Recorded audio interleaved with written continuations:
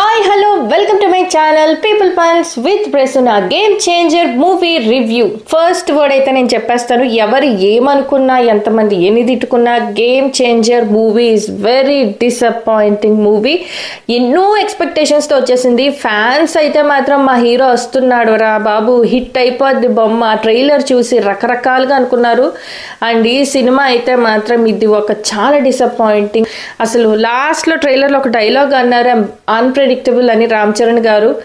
Very much predictable అండి. ఈ story మాత్రం ఎక్కడ అన్ప్రెడిక్టబుల్గా లేదు, ఎక్కడ ఏమవుతుందో ముందే తెలిసిపోయింది. అండ్ ఏమీ కూడా కొత్తదనం లేదు స్టోరీలో కూడా, పాత స్టోరీనే. పెద్దగా ట్విస్ట్లు ఎక్స్పెక్ట్ చేద్దాం, అలా చేద్దాం, ఎలా చేద్దాం అంటానికి కూడా ఏమీ లేదు. అండ్ ఇవన్నీ విఎఫ్ఎక్స్లు, అన్నెసెసరీ విఎఫ్ఎక్స్లకి తలపుట్టు వచ్చేస్తుంది. అసలు అది అవసరం లేదా అనేది ఏం ఉండదు. విఎఫ్ఎక్స్లు చాలా అన్నెసెసరీగా ఉన్నాయి. అండ్ ఇంకొకటి ఏంటంటే శంకర్ గారు మూవీ, ఎస్ వింటేజ్ శంకర్ గారు వచ్చేసారని ఒక్కనొక టైంలో అనిపిస్తుంది, కానీ మళ్ళీ సినిమా ఎటో ఫ్లైట్కి వెళ్ళిపోద్ది అనమాట. అలా ఉంది. శంకర్ గారి సినిమా అయితే కాదు ఇది. శంకర్ గారు మీరు కొంచెం బ్రేక్ తీసుకుని ఏదైనా సినిమాలు చేయండి. అండ్ ఇంకొక విషయం, రామ్ చరణ్ గారిని ముఖ్యంగా చెప్పాల్సింది ఏంటి అని అంటే యాక్టింగ్. రామ్ చరణ్ గారు యాక్టింగ్ చాలా బాగుంది. ఆయన వరకు ఆయనకి ఇచ్చిన పాత్రని చాలా బాగా చేశారు. అందులోని flash back father character, Appanna క్యారెక్టర్లో మాత్రం ఇరగదీసేశారు. అంతే, అంత బాగా నటించారు అనే దానికన్నా జీవించేశారు. ఫ్లాష్ బ్యాక్ ఎపిసోడ్ తప్ప సినిమాలో అంత గొప్పగా ఉన్న విషయం ఏమీ లేదు. అండ్ ఆ ఫ్లాష్ బ్యాక్, ఆ ఇంటర్వెల్ ఒక 20 minutes ముందు లేక సెకండ్ హాఫ్ స్టార్ట్ అయిన ఒక 20 minutes వరకు సినిమా చాలా బాగుందని అనిపిస్తుంది. తీరా చూస్తే మళ్ళీ అదావిదే యావరేజ్ అనమాట. అండ్ ఇంకొకటి ఏంటంటే ఫస్ట్ హాఫ్ చాలా బోరింగ్గా వెళ్తూ ఉంటుంది. ఇంటర్వెల్ దగ్గర ఒక బ్రేక్ బాగుంది అనిపిస్తుంది. సెకండ్ హాఫ్ 20 minutes బాగుంది, ఇక్కడ బాగుంటుందిరా ఈ సినిమా, ఇంకా బాగుంటుందిరా అనుకునే టైంకి ఏంటో ఆ సినిమా అలాగైపోద్ది. అండ్ అంజలి గారి క్యారెక్టర్ బాగుంది, ఆవిడ పర్ఫార్మెన్స్, ఆవిడ ఇంపాక్ట్ చాలా బాగుంది. కియారా గారు ఏముంది, నేను ట్రైలర్ రివ్యూ అప్పుడు కూడా చెప్పాను, 3 పాటలు 4 డాన్సులు తప్పితే ఏం లేదు. ఎందుకున్నారో ఆవిడ కూడా అర్థం కాలేదు ఈ సినిమాలో. And biggest loss for Dil Raju garu, ఆయన కూడా ఎక్స్పెక్టేషన్స్ పెట్టుకున్నట్టున్నారు. గేమ్ చేంజర్, అందులో రామ్ చరణ్ గారు, శంకర్ గారు, ఇది చాలా పెద్ద కాంబో. బట్ ఈ సినిమాలో అంత ఏం లేదండి.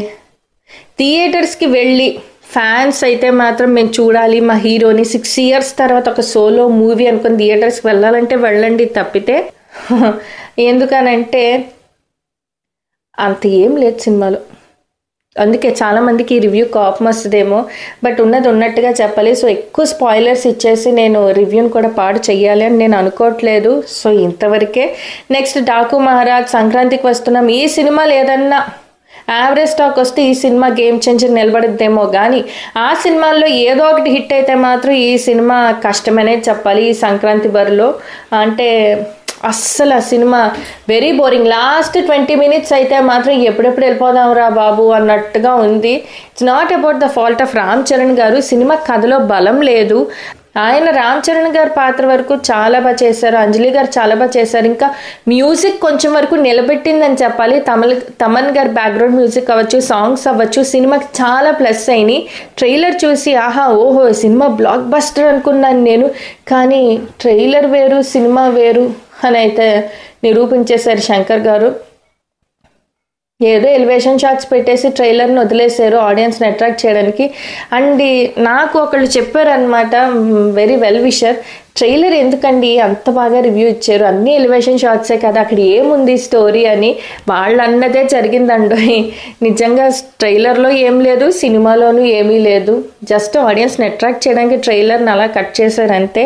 అండ్ ఈ సినిమాలో ఇంకొక విషయం మర్చిపోయానండో, విఎఫ్ఎక్స్లు, వామ్మో ఎన్ని విఎఫ్ఎక్స్లు, అక్కడ అవసరం లేదా అనేది ఏం లేదు. అన్నెసెసరీ విఎఫ్ఎక్స్లు. సగం ఆ డబ్బులు ప్రొడ్యూసర్కి అంతా లాస్ ఎక్కడంటే విఎఫ్ఎక్స్లే.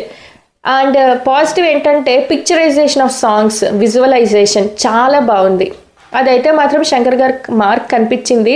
అంటే ఒకానొక టైంలో వింటేజ్ శంకర్ గారు వచ్చేసారా అన్నట్టు అనిపిస్తుంది, కానీ తర్వాత మళ్ళీ ఎటో వెళ్ళిపోయింది ఆ సినిమా. అండ్ ఫ్యాన్స్కి అయితే మాత్రం చాలా ఇది డిసప్పాయింటింగ్ మూవీ అవ్వింది.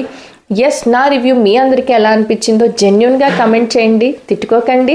నా ఛానల్ని సబ్స్క్రైబ్ చేయండి, వాళ్ళు ఉంటే లైక్ చేయండి, షేర్ చేయండి, సబ్స్క్రైబ్ చేయండి.